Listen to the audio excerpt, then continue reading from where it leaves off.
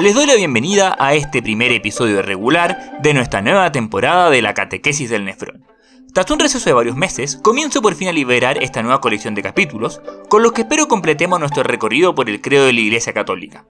En el episodio de hoy comenzamos a desarrollar la fe de la Iglesia sobre la Virgen María, que en realidad es indisociable de lo que creemos sobre la persona de Jesucristo, a quien Nuestra Señora estuvo unida de un modo íntimo e inigualable. ¿Cuáles son las bases bíblicas y cristológicas del culto singularísimo que la Iglesia rinde a la Virgen María? ¿Y por qué es ella tan importante para nuestra vida interior?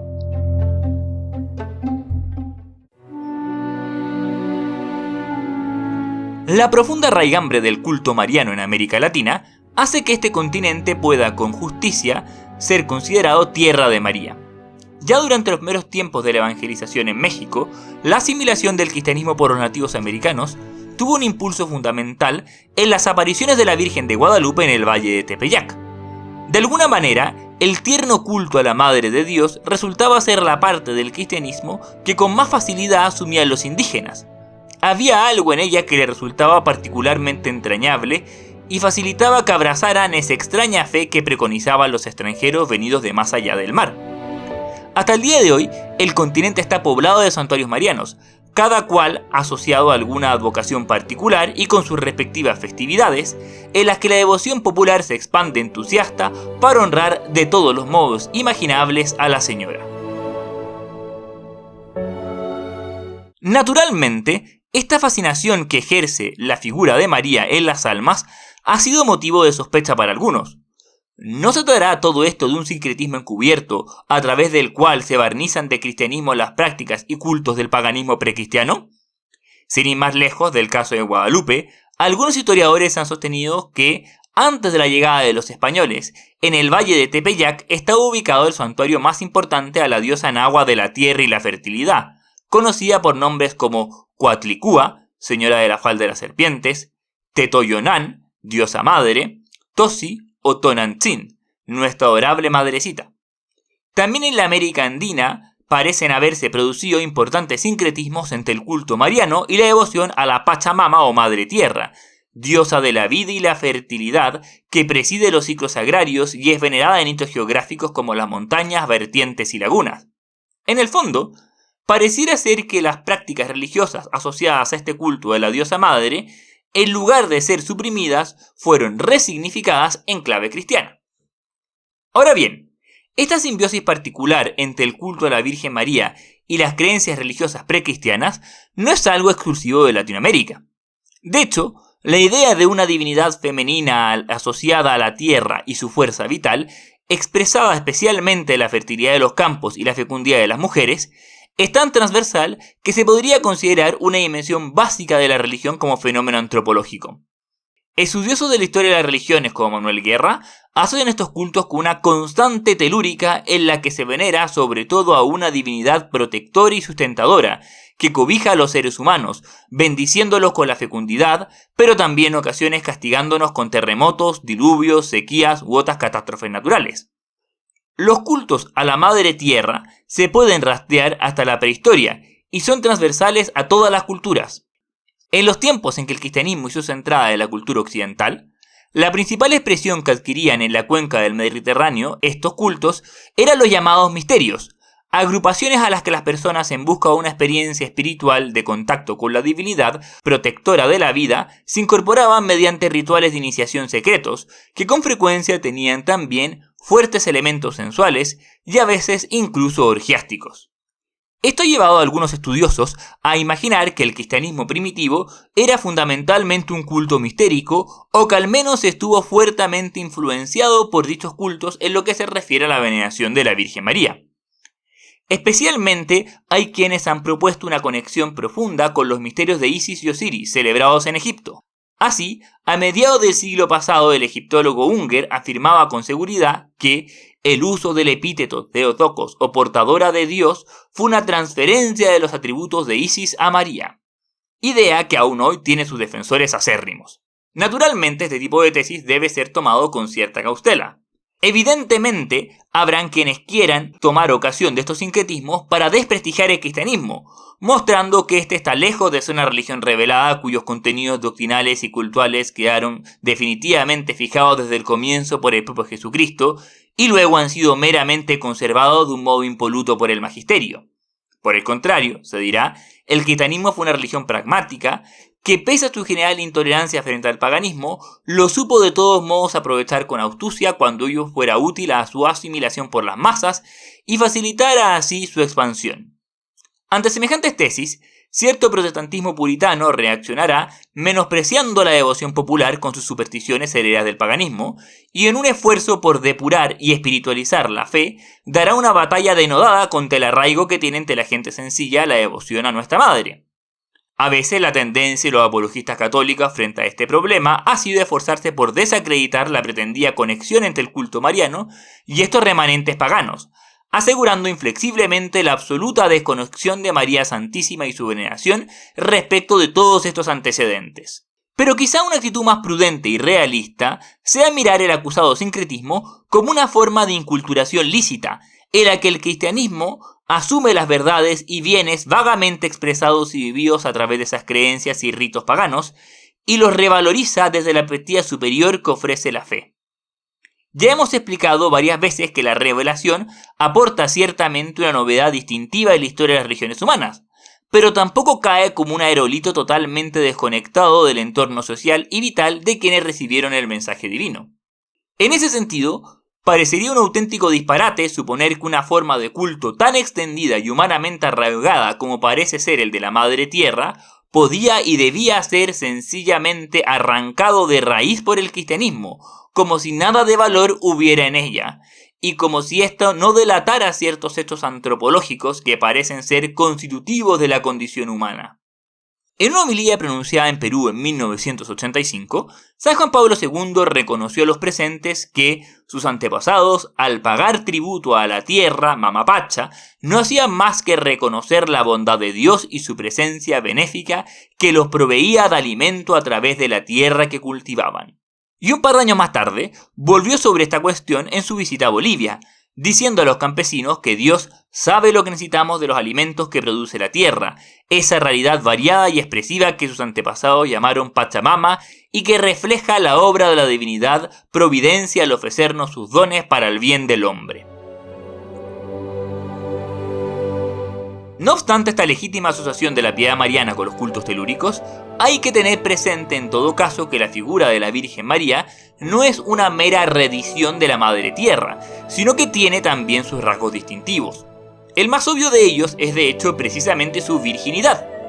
Se comentó recién que los cultos mistéricos, íntimamente asociados con la fertilidad de los campos y la fecundidad de las mujeres, tenían muchos elementos sensuales y en ocasiones incluso orgiásticos.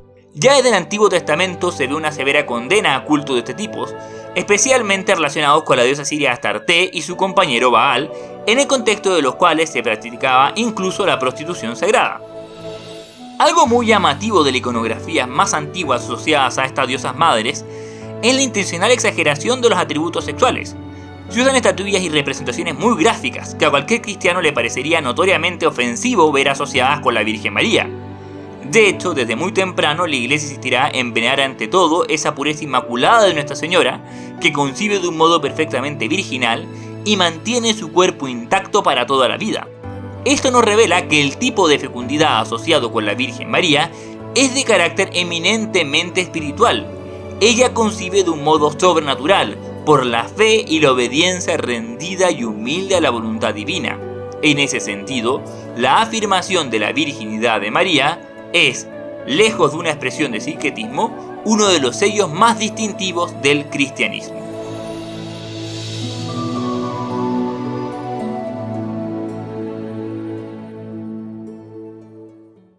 Magnificat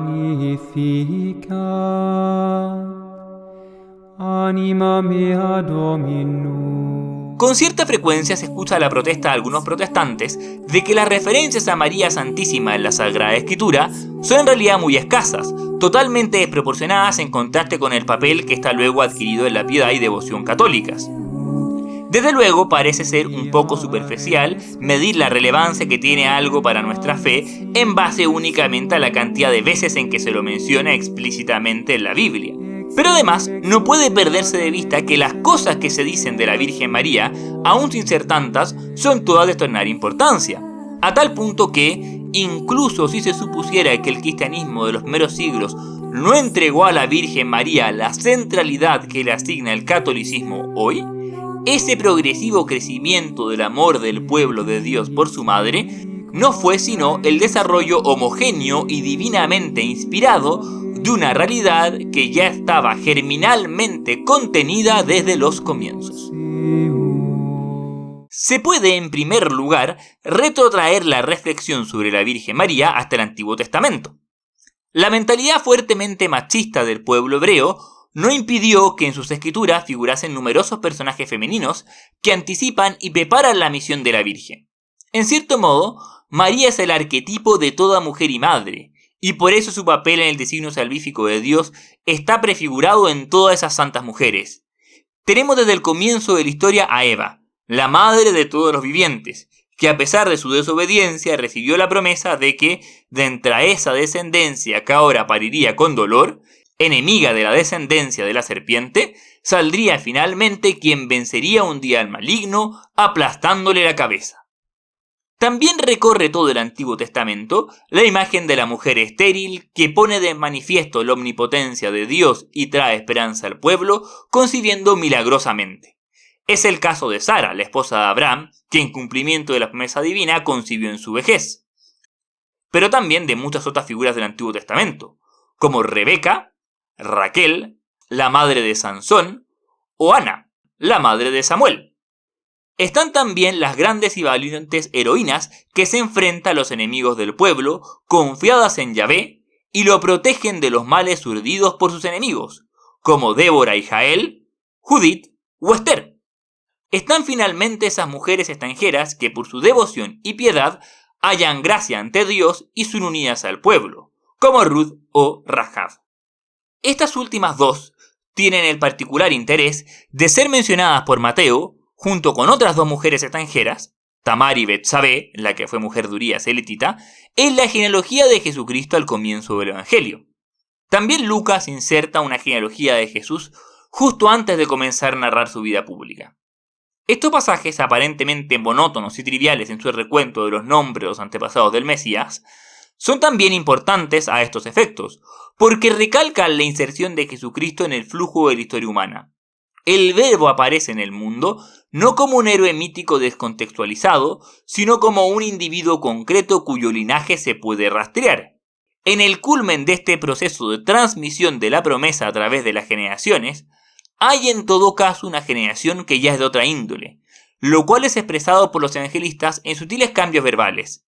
Mientras Mateo no presenta a José como quien engendró a Jesús, sino como el esposo de María de la cual nació Jesús, Lucas comienza su genealogía diciendo que a Jesús se le consideraba hijo de José.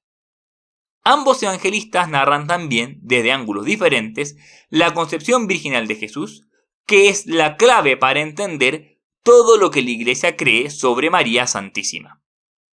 No obstante, hay que reconocer que los datos más concretos que nos dan los evangelistas sobre María son escuetos, y de hecho la tradición ha acudido a veces a otras fuentes para completarlos.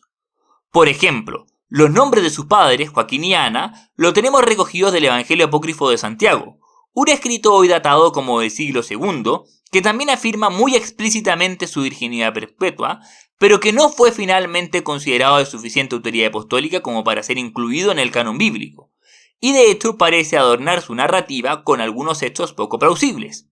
Los evangelios canónicos solo mencionan a María en episodios muy concretos, pero en todos ellos se dicen cosas muy significativas sobre ellas.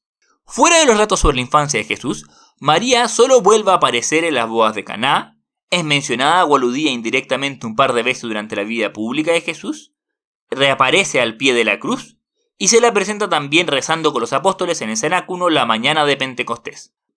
Aún siendo menores a nuestros ojos, las soluciones mencionadas en realidad no son pocas si se considera el papel social que tenían las mujeres en la cultura de entonces. Finalmente, hay que mencionar el papel especial que juega la mujer que aparece en el capítulo 12 del Apocalipsis, que es descrita como una mujer revestida de sol, con la luna bajo sus pies y una corona de 2 estrellas en la cabeza. Estaba embarazada y gritaba de dolor porque iba a dar a luz. Este pasaje es típicamente interpretado entre los protestantes como referido a la Iglesia y no a María Santísima, pero como veremos más adelante, no hay razón de ser para esta oposición entre ambas interpretaciones. Hay además múltiples pasajes del Antiguo Testamento que, leídos retrospectivamente a la luz del Nuevo, pueden ser considerados profecías marianas. Naturalmente, estas profecías no ofrecen nunca una interpretación unívoca e indiscutible, y de hecho tienen muchas capas de significado. No obstante, todas ellas nutren relevantemente lo que la Iglesia cree sobre la Virgen María y el papel singular que se le concede en el culto.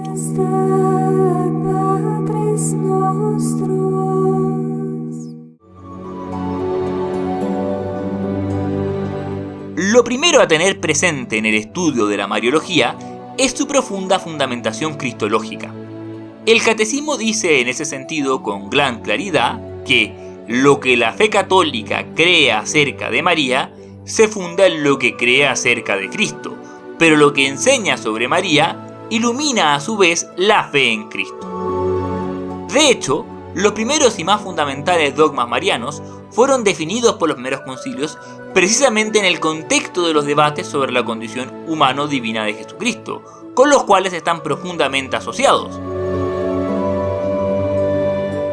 La persona única que hay en Jesús, es decir, Dios Hijo, no empezó a existir con la concepción virginal de Jesucristo. Él es Verbo eterno, que existía desde toda la eternidad en el cielo junto al Padre. En ese sentido, la persona de Jesucristo trasciende la historia humana. Sin embargo, la asunción por parte de Dios de la condición humana es ciertamente un hito que se da dentro del tiempo, en un momento específico de la historia.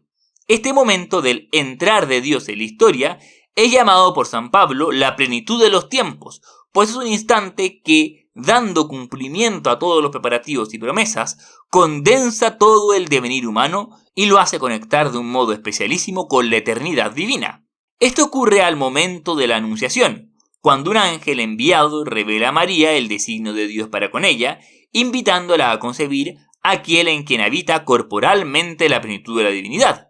Lo que ocurre es, ante todo, fruto de la acción omnipotente de Dios, y por eso Jesucristo es concebido por la virtud del Espíritu Santo, sin intervención de varón.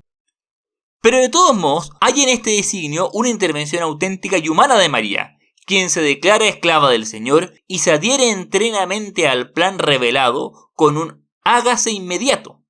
Es esto lo que facilita esa venida del Espíritu Santo para santificar y fecundar su seno, haciendo que conciba al Hijo Eterno en una humanidad que es tomada de la suya. Así se produce el misterio de la encarnación, del que tanto se habló en capítulos anteriores. Jesús será ya desde aquel principio el Cristo, el Mesías ungido para liberar al pueblo, aun cuando su manifestación como tal luego tenga lugar solo de un modo progresivo. Pero, ¿necesitaba Dios de la colaboración de una criatura humana como María para obrar el misterio de la encarnación? ¿Por qué esa intervención de la libre cooperación de una criatura para formar un cuerpo a la humanidad santísima del Verbo?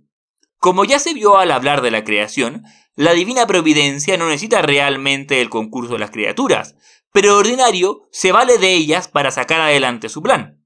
En el caso concreto de la encarnación del Verbo, tenemos que Dios, pudiendo haber sacado el cuerpo para Jesús de la nada, quiso que naciera de una madre, como todos nosotros, de modo que fuera más perfectamente humano. He aquí el núcleo de toda la cuestión. Jesús no salió de un repollo ni brotó de un agujero en la tierra o de entre los pétalos de una preciosa amapola. Importaba esa intervención de una criatura humana también porque, a fin de cuentas, de reparar la desobediencia de los seres humanos se trataba. Así nos recuerda el Concilio Vaticano II que el Padre de las Misericordias quiso que el consentimiento de la que estaba predestinada a ser la madre precediera a la encarnación para que, así como una mujer contribuyó a la muerte, así también otra mujer contribuyera a la vida. María colabora con el designio salvífico de Dios no por una mera necesidad fatal, sino a través de la obediencia de la fe, que la mueve a consentir a la palabra que recibe, declarándose la humilde esclava del Señor. Es esta docilidad lo que la lleva a ser la verdadera Madre de Dios y le permite aceptar su vocación y entregarse a ella con la integridad de su corazón. Esta obediencia de María en la encarnación fue desde temprano contrapuesta por los padres a la desobediencia de Eva. Así lo enseñaba ya en el siglo II San Ireneo. De acuerdo con este designio, María la Virgen es obediente diciendo: «He aquí la esclava del Señor, hágase en mí según tu palabra». Pero Eva fue desobediente, y habiéndose vuelto desobediente, fue hecha causa de muerte, tanto para ella como para todo el género humano. Así también María, al rendir obediencia, se convirtió en causa de salvación, tanto para ella como para todo el género humano. De esta manera, el nudo de la desobediente Virgen Eva fue desatado por la obediencia de la Virgen María, porque lo que Eva había atado por la incredulidad, la Virgen María lo liberó por la fe. Pero el instrumento del que Dios se valiera para realizar tan alta misión no podía ser cualquiera. Supuesto que el Verbo recibiera la naturaleza humana de una mujer que tuviera una verdadera madre, se trataba de una criatura proporcionada a semejante misión. Es por eso que Dios tuvo en su designio, desde toda la eternidad, hacer de María la criatura más perfecta de cuantas ha hecho. Y por eso la piedad cristiana se atreve a afirmar con decisión sobre ella: más que tú, solo Dios.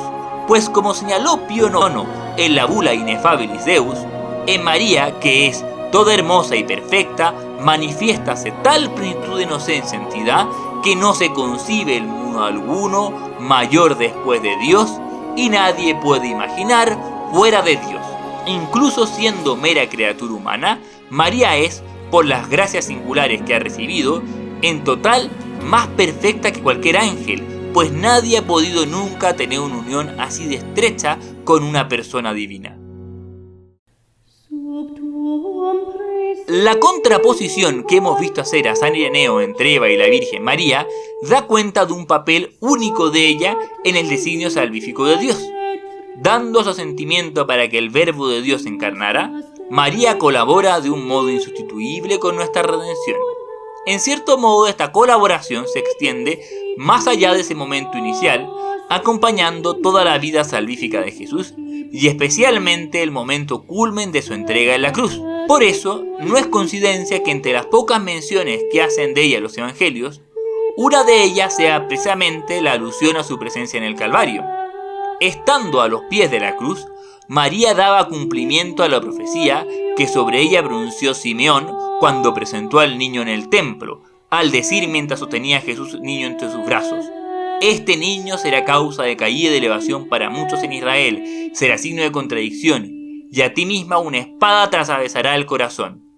María asoció su propio dolor a los padecimientos de Cristo, y por esto, a lo largo de la tradición de la Iglesia, será llamado con cierta frecuencia corredentora y mediadora de toda gracia. Especialmente el primero de estos títulos ha sido dejado de emplear por el magisterio en los últimos tiempos, pero no porque se desconozca su colaboración singular a la obra de nuestra salvación, sino porque el término podría malinterpretarse como haciendo de María una especie de segunda redentora que está al mismo nivel que Cristo, o quizá incluso es autora de una salvación independiente de la suya. Si bien semejante interpretación puede parecer muy extraña a un cristiano, y no parece ser con justicia adjudicable a quienes históricamente han empleado el título, hay que ser conscientes de que genera una legítima preocupación en confesiones cristianas que no están en plena comunión con la Iglesia Católica, dando lugar a agrias disputas que el afán ecuménico ha llevado a que el magisterio prudentemente la evite. En todo caso, el Concilio Vaticano II, pese a evitar ese título, quiso de todas formas proclamar a María Santísima Madre de la Iglesia. Así, la Constitución Conciliar Lumen Gentium enseña que la unión de María con el Hijo en la obra de la salvación se manifiesta desde el momento de la concepción virginal de Cristo hasta su muerte. Y más adelante dice que la bienaventurada Virgen avanzó en la peregrinación de la fe y mantuvo fielmente la unión con su Hijo hasta la cruz. Allí, por voluntad de Dios, estuvo de pie, sufrió intensamente con su Hijo, se unió a su sacrificio con corazón de madre, que, llena de amor, daba amorosamente su consentimiento a la inmolación de su Hijo como víctima que ella había engendrado. Finalmente, Jesucristo, agonizando en la cruz, la dio como madre al discípulo con estas palabras: «Mujer, ahí tienes a tu hijo». El papel mediador y maternal de María Santísima en nuestra vida tiene un fuerte fundamento en la Sagrada Escritura. Por ejemplo, la maternidad protectora de María sobre la Iglesia se refleja en el bello detalle de que Lucas la presente presidiendo la oración de los discípulos a la espera de Pentecostés. Especialmente el Evangelio de San Juan pone de manifiesto su intercesión en el primer milagro de Cristo en las bodas de Caná, y presenta a Jesús que desde la cruz se la deja por madre a Juan. Este pasaje es de tal relevancia que conviene hacer una lectura completa de los respectivos versículos. Junto a la cruz de Jesús estaba su madre y la hermana de su madre, María, mujer de Cleofás, y María Magdalena. Al ver a la madre y cerca de ella al discípulo a quien amaba, Jesús le dijo: «Mujer, aquí tienes a tu hijo». Luego dijo al discípulo: «Aquí tienes a tu madre». Y desde aquel momento el discípulo la recibió en su casa. Desde muy antiguo, la Iglesia interpretó este pasaje en un sentido simbólico espiritual. Jesús no solo está confiando a María a su discípulo Juan para que la proteja y acoja de acuerdo con las convenciones sociales de entonces, sino que en San Juan estamos representados todos nosotros que somos asumidos como hijos espirituales por María Santísima e invitados a acogerla en la casa de nuestro corazón. Esto es lo que está a la base de la comparación que hacía San Ireneo entre María y Eva, estableciendo un paralelo entre la madre carnal de los mortales y la madre espiritual de todos quienes han sido regenerados por el bautizo. Esto significa que nuestra santidad es en cierto sentido una participación de la suya. Ella nos ha engendrado por su fe y nos protege y acompaña en todo el peregrinar de la fe. Así lo enseña el Concilio Vaticano II, diciendo que María colaboró de manera totalmente singular a la obra del Salvador por su obediencia, su fe, esperanza y ardiente amor, para restablecer la vida sobrenatural de los hombres. Por esta razón, es nuestra madre en el orden de la gracia. Esta maternidad de María perdura sin cesar en la economía de la gracia, desde el consentimiento que dio fielmente en la Anunciación y que mantuvo sin vacilar al pie de la cruz, hasta la realización plena y definitiva de todos los escogidos. En efecto, con su asunción a los cielos, no abandonó su misión salvadora, sino que continúa procurándonos con su múltiple intercesión los dones de la salvación eterna. Por eso la Santísima Virgen es invocada en la Iglesia con los títulos de abogada, auxiliadora, socorro, mediadora. Esta colaboración de María con el plan de Dios es tan estrecha que en cierto modo creemos que todo lo que Dios nos lo concede también por intermedio de su madre. Por eso la Iglesia siempre acude a María como intercesora poderosa. Ella nos quiere con ternura maternal y obtiene de Dios todas las gracias que le pedimos. Por eso algunos santos la han descrito como la omnipotencia suplicante, porque lo puede todo, pero no por su propia virtud, sino por su capacidad de hacer que nuestras oraciones sean acogidas por Dios al unirse a nuestras intenciones. Es frecuente usar acá la analogía piadosa con las familias, en las que cuando el papá se manifiesta particularmente duro e inflexible en una cuestión, la mamá lo suaviza con esa admirable fuerza persuasiva que solo las madres tienen. Pero naturalmente esa imagen hay que relativizarla, porque no es que María esté astutamente manipulando al Señor en nuestro favor para lograr que éste acceda a concedernos beneficios a los que inicialmente se resistía. María ejerce una mediación que no es independiente de la de Cristo, sino subordinada y secundaria. Algunos santos han usado la imagen del acueducto y del cuello. La fuente de todas las gracias es Dios Santísimo y Omnipotente, del que éstas manan inagotablemente, pero María es ese canal que facilita la llegada y distribución de esos dones a todos sus hijos. Cristo es la cabeza de la Iglesia, su cuerpo místico, del cual brota toda la vida sobrenatural que anima y gobierna a los miembros. Pero María es como ese cuello que une a la cabeza con el resto del cuerpo, en el cual converge también toda su acción en el camino a ser distribuida generosamente a todos los miembros. Así lo aclara el Concilio Vaticano II. La misma maternidad de María para con los hombres de ninguna manera disminuye o hace sombra la única mediación de Cristo, sino que manifiesta su eficacia. En efecto, todo el influjo de la Santísima Virgen en la salvación de los hombres brota de la sobreabundancia de los méritos de Cristo, se apoya en su mediación, depende totalmente de ella y de ella saca toda su eficacia. Ninguna criatura puede ser puesta nunca en el mismo orden con el Verbo encarnado y redentor. Pero así como el sacerdocio de Cristo participan de diversas maneras tanto los ministros como el pueblo fiel, y así como la única bondad de Dios se difunde realmente en las criaturas de distintas maneras, así también la única mediación del Redentor no excluye, sino que suscita en las criaturas una colaboración diversa que participa de la única fuente. Especialmente podemos acudir a ella pidiéndole que nos ayude a vivir las virtudes que más destacan en su vida: la fe, la humildad, la castidad, etc. No debemos nunca desvincular su cooperación en la redención de su total adhesión obediente al plan de Dios y a las mociones interiores del Espíritu Santo. Esta santidad no la excluye del orden de los redimidos, sino que la hace miembro supereminente y del todo singular de la Iglesia. María es en cierto sentido la imagen y realización perfecta de la Iglesia. Por eso, las soluciones del Apocalipsis de la mujer que da luz están a la vez referidas a la Virgen y a la Iglesia, siendo la primera tipo y figura de la segunda.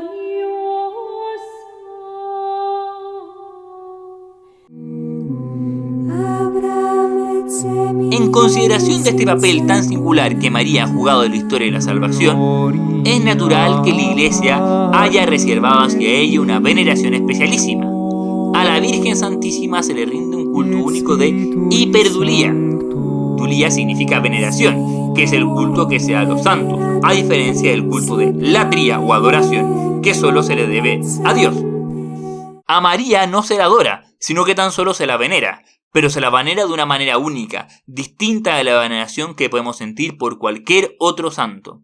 Así lo sintetizaba San Pablo VI en el discurso que clausuraba la tercera sesión del Concilio Vaticano II. Se la reconoce y se la venera como verdadera Madre de Dios y del Redentor. Más aún, es verdaderamente la madre de los miembros de Cristo, porque colaboró con su amor a que nacieran en la Iglesia los creyentes, miembros de aquella cabeza. María, Madre de Cristo, es Madre de la Iglesia. Esta devoción a la Virgen María no obsta en modo alguno a la adoración que solo se le puede dar a Dios. Por el contrario, honrándola como criatura eximia, honramos también a su Creador. Es el mismo Dios quien previó desde toda eternidad la exaltación de ella, en la cual es glorificado. Lo profetiza de hecho María Santísima en el Magnificat, anunciando que bienaventurada me llamarán todas las generaciones. San Pablo VI decía en su exhortación apostólica Marialis Cultus que la piedad de la Iglesia hacia la Santísima Virgen es un elemento intrínseco del culto cristiano. La Iglesia en ningún caso se opone a este culto tan querido por los fieles, sino que incluso lo fomenta y, si es el caso, lo regula para que no se salga del marco de la ortodoxia cristiana. Así dice sobre esto el Concilio Vaticano II.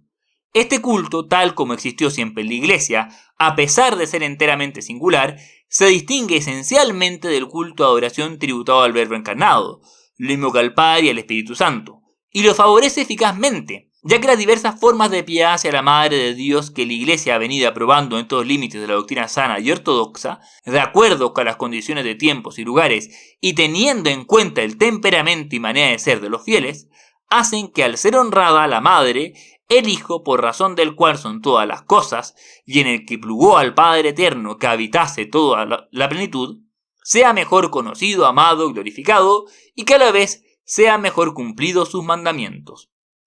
De entre las numerosas devociones marianas dentro de la tradición de la Iglesia, especial predilección parece tener nuestra Madre por el rezo del Santo Rosario, oración contemplativa y vocal que es además en su corazón tan cristológica como mariana, pues nos permite de la mano de María Santísima apoyarnos en la recitación de fórmulas muy consagradas por la tradición de la Iglesia para ir recorriendo contemplativamente los misterios de la vida del Señor.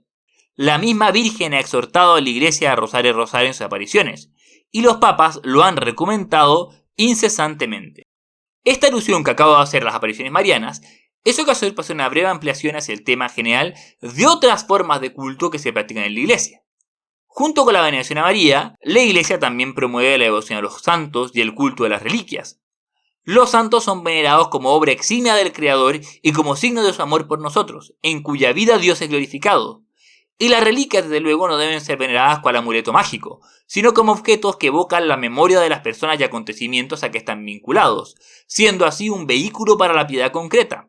Por lo tanto, la veneración de su santidad y el deseo de conocer e imitar su vida y palabras no constituyen en modo alguno idolatría. No procede en definitiva la excusa de que adoramos solo a Dios, pues a Dios se le conoce y venera muy especialmente en sus obras. Al contrario, sería una pedantería ridícula y una verdadera ofensa al Señor el que nosotros nos resistiéramos a reconocer las maravillas que Él mismo ha obrado en las almas que se entregaron a la acción de su gracia. Detrás de esa obsesión puritana iconoclasta que quiere suprimir toda mediación, parece esconderse la mentalidad orgullosa e individualista de quien demanda de Dios manifestaciones inmediatas y directas y quiere prescindir de todo medio creado. Por eso, quien no sabe venerar a María y a los santos, difícilmente sabrá adorar sinceramente a Dios.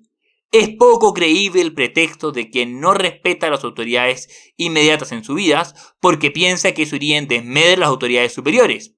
Difícilmente creeríamos que un niño que se resiste frente a sus padres y maestros será luego especialmente dócil con las autoridades de la República. En suma, a María no se la venera entonces como una suerte de Pachamama cristiana. No es una nodriza panteísta ni podemos identificarla como una diosa pagana. Corresponde tan solo colocarla como la obra maestra del Creador. De hecho, lo que más veneramos de ella es la humildad de su vida, porque su humilla es ensalzada y por su sumisión radical al querer divino llega a ser la más perfecta de las criaturas. El que expresiones de devoción que originalmente estaban asociadas con cultos a la diosa Madre Tierra hayan sido ulteriormente cristianizadas como formas de culto dirigidos a la Virgen María, no cambia la esencia del culto que se está entregando mediante dichas formas. Conviene, por cierto, que el pueblo fiel sea instruido, de modo que en esas manifestaciones de devoción popular no se mezclen supersticiones y abusos indebidos. Pero es ilógico pretender que en lugar de proveer ese marco teológico desde el que debe entenderse el culto mariano, la catequesis se centre en una fiscalización obsesiva y demonización de esa piedad sincera. Porque finalmente, ese mismo Dios quien ha creado a las madres y ha colocado en nuestros corazones la necesidad de acogernos a esa protección femenina desde la que recibimos la vida y somos sustentados en ellas. No se puede tener auténtica experiencia de Dios como Padre si se es incapaz de asumir con sencillez la acción de María y la Iglesia como madres.